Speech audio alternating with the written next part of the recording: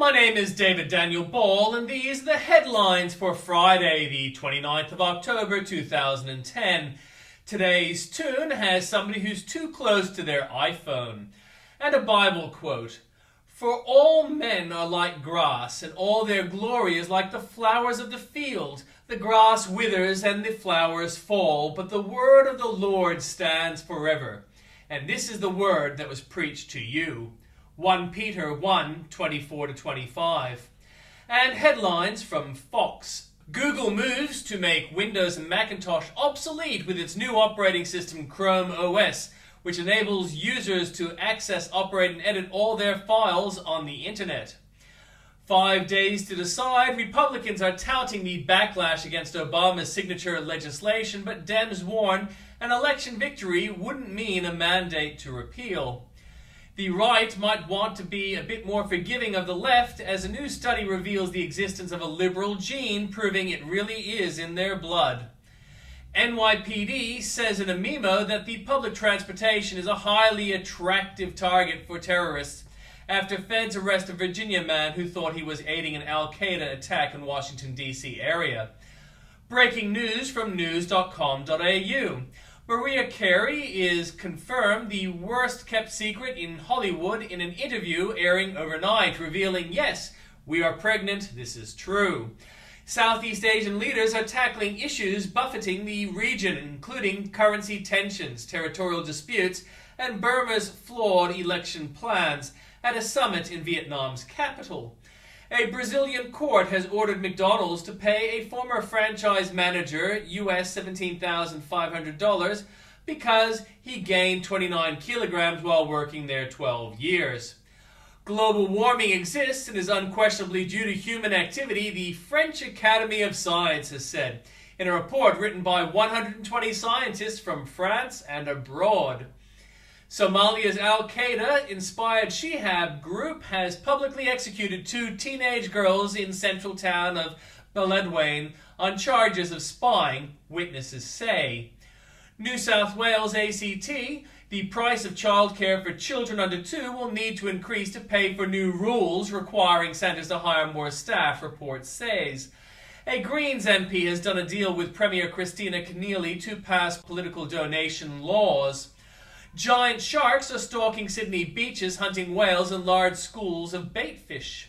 From Queensland, 2 Queensland public hospitals are about to begin prescribing the abortion drug RU486 for the first time as doctors renew calls for terminations to be decriminalised. Midterm elections in the US will offer a potential lifeline to honeymoon killer Gabe Watson if Alabama's new Attorney General opposes his murder trial. Queensland will get a once-in-a-generation 5-day long weekend early next year, but retailers are not happy. A plan to phase out the popular paper tickets on Southeast Queensland's public transport network has been scrapped by the state government. A criminal jailed for abducting and sexually assaulting a young boy is the person of interest the Morecambe family most wants to give evidence. At least $5,000 could be slashed from the cost of building a new one-bedroom unit under council plans to speed up development and boost affordable housing. 80 Australian soldiers have been reunited with family and friends as they returned from an 8-month stint in Afghanistan. And from Victoria. A man's life was saved by a late night after a car crashed into his house and landed on his bed early this morning. Police say they have won the opening battle, but the war is not over on alcohol-fueled thuggery in our city. There's nothing new from the Northern Territory. From South Australia, the race for the position of Lord Mayor of Adelaide has stepped up between Ralph Clark and Francis Wong, but it appears city centre people don't know who they are. An otherwise unremarkable ironwork grill commemorates one of the most significant moments in women's suffrage movement. An Islamic woman has fled question time in tears after a botched publicity stunt sparked a row over whether Muslim headwear was forbidden in Parliament. The grieving husband of a road crash victim has accepted an apology from the driver responsible, but admits he can't yet move on from the tragedy. From Western Australia, wildlife officers have tried to shoot a crocodile that keeps returning to Broom's Cable Beach after failing to scare it away or capture it. A young pilot was lucky to escape without serious eye damage after he was struck with a broken bottle in an unprovoked attack in Leaderville. And there's nothing new from Tasmania. From the Journalist Corner, the Factor analyzes President Obama's Daily Show performance. Plus, earlier today, Karl Rove weighed in on the president's appearance, saying he had a self-pitying tone. Tonight, it's the final midterm strategy from Tim Kaine. Then Friday, Michael Steele takes the floor.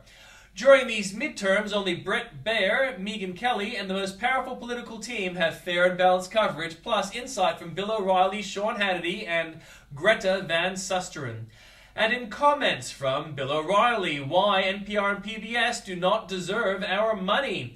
From Tim Blair, he's studying Al Gore. From Andrew Bolt, what's the green spin this time? Just give in, Europe told. The Great Aussie Halloween. Headline of the day, the Greens are eating Labour alive. The Wilders warning. Making Joe the issue won't help the Liberals. Even the Greens may soon outpoll Labour in New South Wales. And why doesn't the ABC next run a recruiting drive for Al Qaeda? More for you there at the link.